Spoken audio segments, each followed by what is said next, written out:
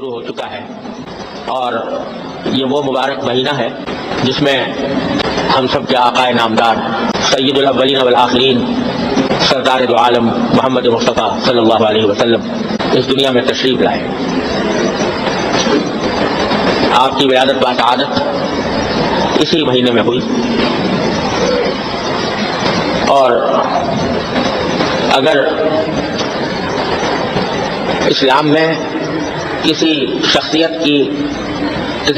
کے یوم پیدائش یا یوم وفات منانے کا کوئی تصور ہوتا تو نبی کریم سرور عالم صلی اللہ علیہ وسلم کے یوم ولادت سے زیادہ کوئی اور دن اس کا مستحق نہیں تھا، کیونکہ یہ وہ دن تھا جس میں اللہ تبارک و تعالی نے انسانیت کی رہنمائی کے لیے حضور نبی کریم سرور عالم صلی اللہ علیہ وسلم کو دنیا میں مبعوث فرمایا، دنیا کے اندر بھیجا، اور وہ ذات اقدس اس دنیا میں تشریف لائی جس کو ساری کائنات کی تخلیق کا مقصد کہا جائے تو غلط نہیں ہو۔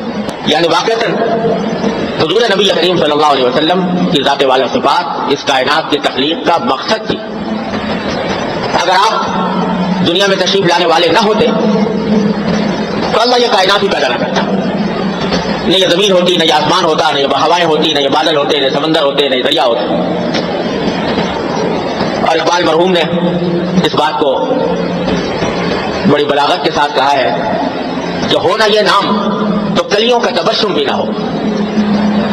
ہونا یہ نام یعنی نبی کریم صلی اللہ علیہ وسلم کا نام مبارک، ہونا یہ نام تو کلیوں کا تبسم بھی نہ ہو، چمن دہر میں بلبل کا ترنم بھی نہ ہو، یہ نہ ساقی ہو تو پھر میں بھی نہ ہو، خم بھی نہ ہو، بزم توحید بھی دنیا میں نہ ہو، تم بھی نہ ہو، خیمہ افلاق کا استادہ اسی نام سے ہے، نبض ہستی تپش آمادہ اسی نام سے ہے۔ تو در حقیقت یہ کوئی مبالغہ نہیں، حقیقت ہے کہ حضور سرور عالم صلی اللہ علیہ وسلم اس پوری کائنات کی تخلیق کا مقصد ہے۔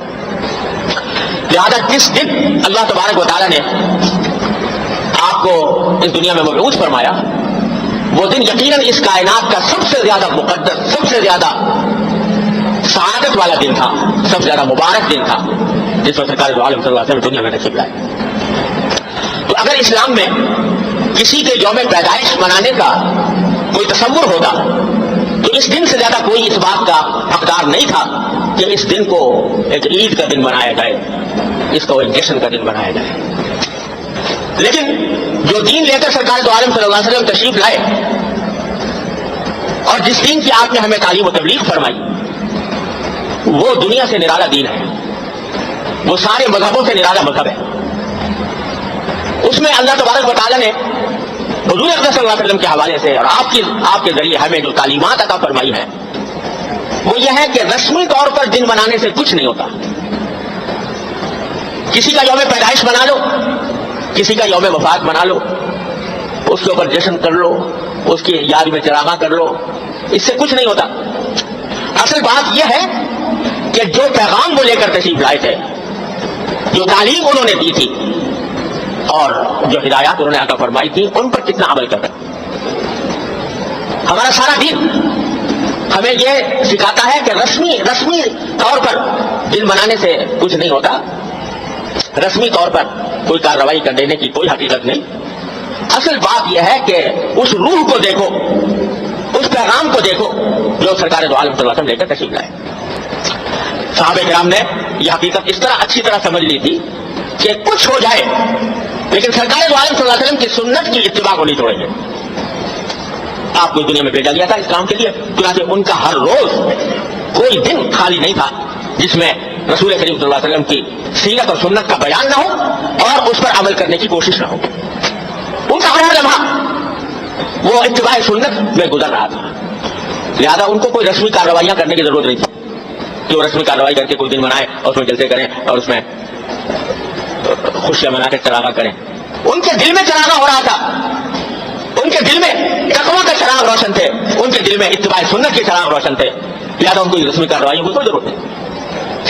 تو میرے بھائی اور دوستوں، میں عرض یہ کرنا چاہتا ہوں آپ سے بعد میں اور اپنے آپ سے پہلے، اپنے واسطے سے آپ حضرات سے عرض کرنا چاہتا ہوں، ربیع الاول کا مہینہ اس لحاظ سے بڑا مبارک مہینہ ہے کہ اللہ تعالیٰ نے اس کو سرکار دو عالم صلی اللہ علیہ وسلم کی دنیا میں بھیجنے کے لیے انتخاب فرمایا۔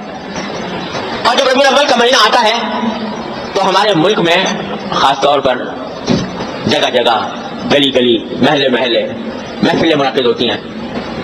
سرکار دو عالم صلی اللہ علیہ وسلم کی سیرت طیبہ بھی کا بیان بھی ہوتا ہے, جلسے بھی ہوتے ہیں, چراغاں بھی کرتے ہیں لوگ, اور نہ جانے کیا کچھ عید میلاد النبی کے نام پر کیا جاتا ہے.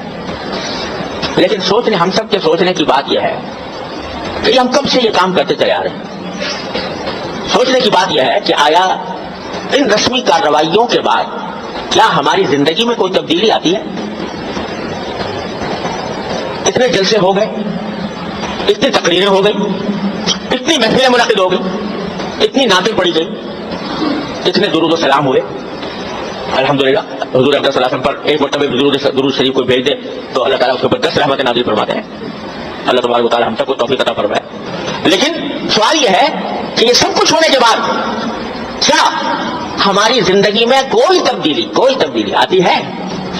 کیا ایسا ہوتا ہے کہ ان کارروائیوں سے پہلے ہم کسی سنت سے محروم تھے اور اب ان کارروائیوں کے بعد کسی سنت پر عمل کرنے کی توفیق ہو گئی؟ اگر اس سوال کا جواب ہم اپنے گریبانوں میں منہ ڈال کر دیکھیں تو بظاہر اکثر و بیشتر اس کا جواب نفی ہی میں ملے گا. جس ڈھب پر زندگی پہلے چل رہی تھی اب بھی چلتی ہے. پہیا جس طرح گھوم رہا تھا اب بھی گھوم رہا ہے. پہلے اگر سرکار دو عالم صلی اللہ علیہ وسلم کی سنتوں کی اتباع کی فکر نہیں تھی اب بھی نہیں.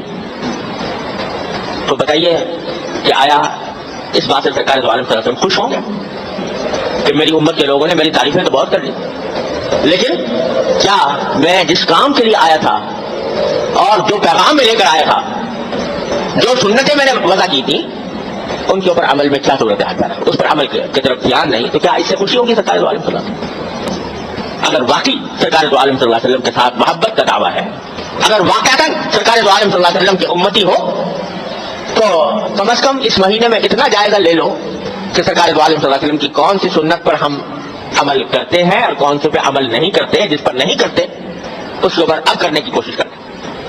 حضرت ڈاکٹر عبدالحی صاحب عارفی قدس اللہ تعالیٰ سرہ کی ایک کتاب ہے جس کا نام ہے اسوہ رسول اکرم صلی اللہ علیہ وسلم. اسوہ رسول اکرم صلی اللہ علیہ وسلم وہ در حقیقت اسی آیت کے اوپر عمل کرنے کے لیے لکھی گئی ہے جو میں نے شروع میں پڑھی تھی. تمہارے لیے اللہ کے رسول کی زندگی میں بہترین اسوہ ہے, یہ بہترین نمونہ ہے. وہ نمونہ کیا ہے؟ صبح سے لے کر شام تک کی زندگی میں کیا کیا اعمال ہے جو سنت کا تقاضا ہے, ان کی فہرست جمع کر دی اس کتاب میں. آسان الفاظ میں ہے, کوئی اس کو پڑھنے میں دشواری نہیں ہے. اس کو ہر مسلمان اپنے سامنے رکھ لے اور اس کو رکھ کر جائزہ لے اپنا کہ میری زندگی کے اندر ان میں سے کون سی سنت ایسی ہے جس پر الحمدللہ میں پہلے سے ہی عمل کرتا ہوں. اگر پہلے سے عمل کرتے ہو اللہ تعالیٰ کا شکر ادا کریں کہ اللہ تعالیٰ نے یہ عمل کی توفیق عطا فرمائی. اور کون سی سنت ایسی ہے کہ جس پر ابھی تک میں عمل نہیں کرتا, اس پر عمل کرنے کی آج سے آغاز کرتے ہیں. تب تو بھائی ٹھیک ہے کہ بھائی ہم نے رسول کریم صلی اللہ علیہ وسلم کی سیرت اور سنت کا حق ادا کرنے کی کوشش کی. لیکن اگر جھنڈے لہرا دیے اور چراغ روشن کر دیے اور حضور اقدس صلی اللہ علیہ وسلم کے روضہ اقدس کی شبیہیں بنا لی اور بنا کر گنبد کھڑے کر لیے اور جلوس نکال لیا اور جلسے کر لیے, تو محض اس سے سرکار دو عالم صلی اللہ علیہ وسلم کی سیرت و سنت کا حق ادا نہیں ہوتا.